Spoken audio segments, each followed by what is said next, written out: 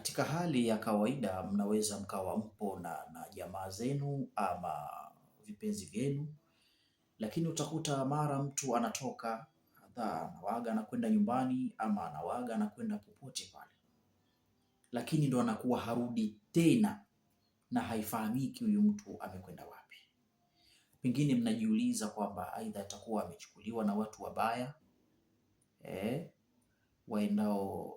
waendao usiku, ama atakuwa amechukuliwa pengine na kina nani, au pengine amepotea njia, au pengine atakuwa amepotea katika mazingira ya kutatanisha.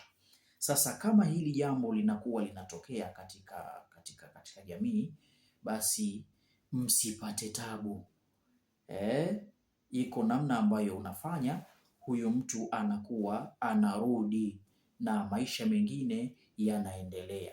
Nisikilize kwa makini. Mnachotakiwa kufanya, mnachukua kuna majani fulani, kuna unga fulani ambayo nadhani yanapatikana hata kwenye maduka ya asili. Mnachukua majani yanaitwa ya mbamba kofi. Sawa unga ule unaitwa wa mbamba kofi. Huo mti unaitwa mbamba kofi. Unachukua ule unga wa mbamba kofi, sawa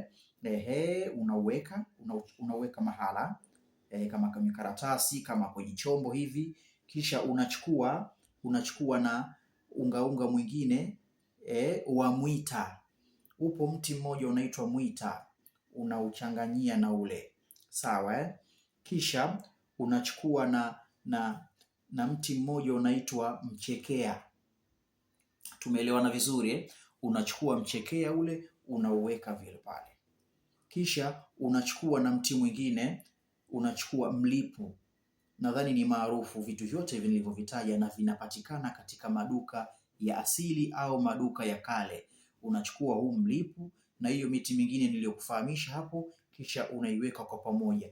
Ukishachukua, unachukua kile chetezo, sawa Chetezo kile, nitakupa mfano hapa nao kidogo. Unachukua kile chetezo na ule mchanganyiko wote wa ile miti niliyokuambia, unachukua kisha unanuia kwamba katika manuizi yako au yenu kwamba huyu mtu fulani bini fulani arudi siku fulani au fulani binti fulani arudi siku fulani.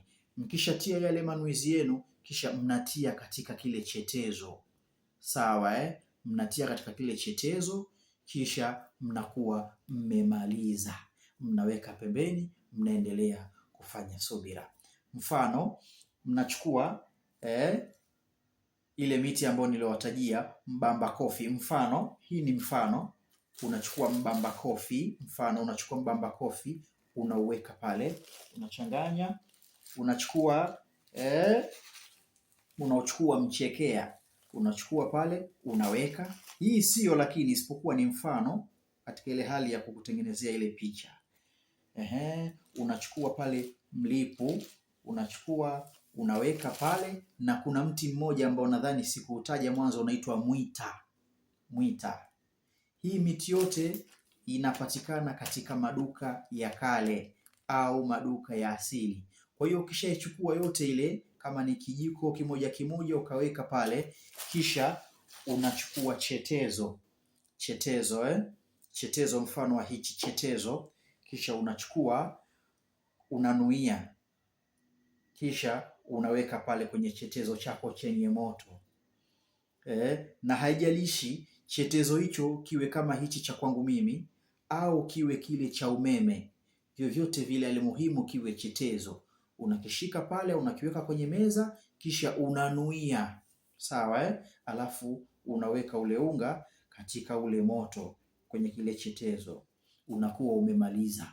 Ukishamaliza hili jambo, sasa mnatulia, mnafanya subira. Basi biidhnillahil karim, huyu mtu anakuwa anarudi ndani ya wiki au ndani ya zile siku ambazo nyinyi mmenuia kwa manuizi yenu kwamba huyu mtu arudi, anakuwa anarudi. Haijalishi alikuwa wapi, haijalishi alikuwa mbali kiasi gani, huyu mtu anarudi vizuri kabisa na anaendelea katika maisha yake kama aliyokuwa nayo mwanzo.